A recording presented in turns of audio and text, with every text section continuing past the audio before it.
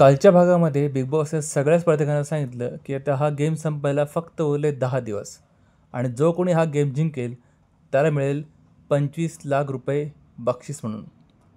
पण पण आता मी ही रक्कम झिरो करतो आहे, कारण तुम्हाला ही रक्कम कमवायची आहे एका गेमद्वारे. एक गेम तुम्हाला खेळायचं आहे, याचं नाव आहे महाचक्रव्यूह.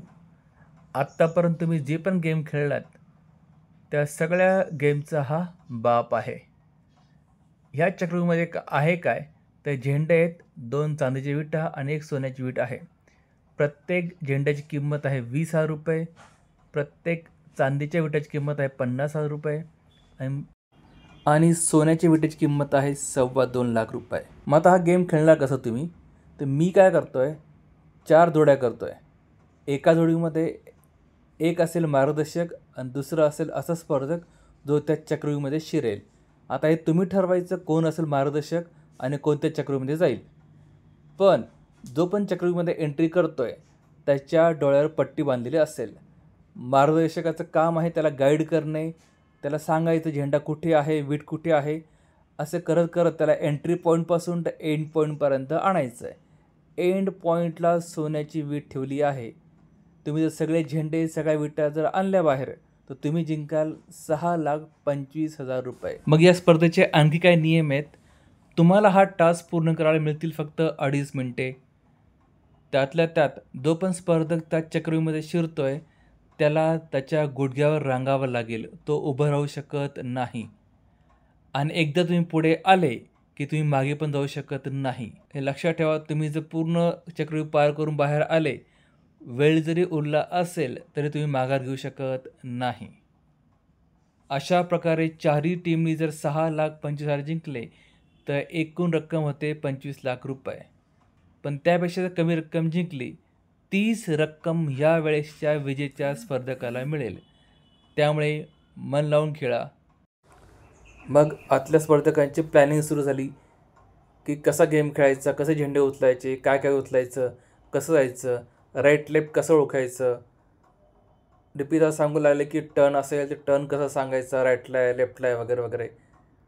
आणि मग त्यांचं प्लॅनिंग ठरल्यानंतर मग बिग बॉसने जोडी सांगायला सुरुवात केली. आता या व्हिडिओमध्ये फक्त मी वर्षाताई आणि निक्की ते सांगतो, कारण त्यांच्या टास्कमध्ये मला फार गोंधळ आढळला.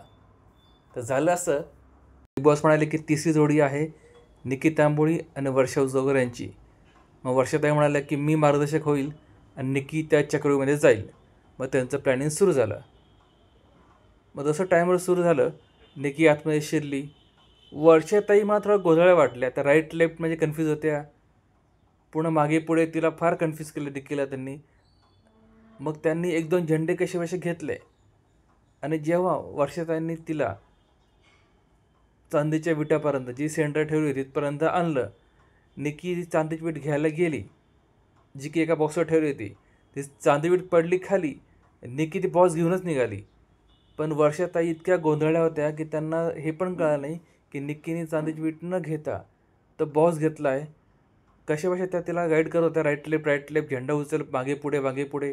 एका ठिकाणी झेंडा पुढे होता तरी ते पण त्या उचल झेंडा उचल, वरती हात कर, असं करत तिला एंड पॉईंटला आणलं. आणि कसं बसं 2-3 झेंडे, एक चांदीची वीट आणि बाहेर आल्यानंतर एक सोन्याची वीट त्यांनी घेतली. आणि त्यांनी जेव्हा बघितलं टायमरकडे 43 सेकंद आणखी बाकी होते. जेव्हा ते म्हणाला की निक्कीला की 43 सेकंद बाकी आहेत, तेव्हा निक्की रडायलाच लागली. ती म्हणाली की ताई तुमची काय स्ट्रॅटेजी आहे ही, मला आधी सांगायचं होतं ना, आपलं ठरलं होतं ना की 1 मिनटं असताना मला सांगितलं तर मी मग पटकन मी विटा वगैरे घेतल्या असत्या, झेंडे तर घेतले असते, आणखी झेंडे खूप छोटे छोटे होते, मी आरामात हातामध्ये घेतले असते. अरे बाप, ते वर्षाताईला पण समजायला काय उत्तर द्यावं काय नाही. आणि मी प्रेक्षकमध्ये ऐकत होतं. मी इतकं हसायला लागलं तिचं वागण्याचं बोलण्याचं. घरातले स्पर्धक पण म्हणायला लागले आता निक्कीचा ड्रामा झाला सुरू. पॅडी दादा म्हणाले तिला 20 लाख जिंकायचे होते, ती फार कमी रक्कम जिंकली. अशा तऱ्हेने हा टास्क पूर्ण झाला. निक्की तुम्हाला माहिती आहे कशी काम करते. निक्कीलाच हा गेम कळाला. ती फक्त आणि फक्त भांडणं करत रडत बसते आणि प्रेक्षकांच्या डोळ्यासमोर राहते. तुम्हाला आजचा भाग कसा वाटला? जर व्हिडिओला आवडला असेल तर व्हिडिओला लाईक करा, शेअर करा, चॅनल सबस्क्राईब करा. माझ्या पुढच्या व्हिडिओसाठी बेल आयकॉनला प्रेस करून ठेवा. भेटूया पुढच्या व्हिडिओमध्ये.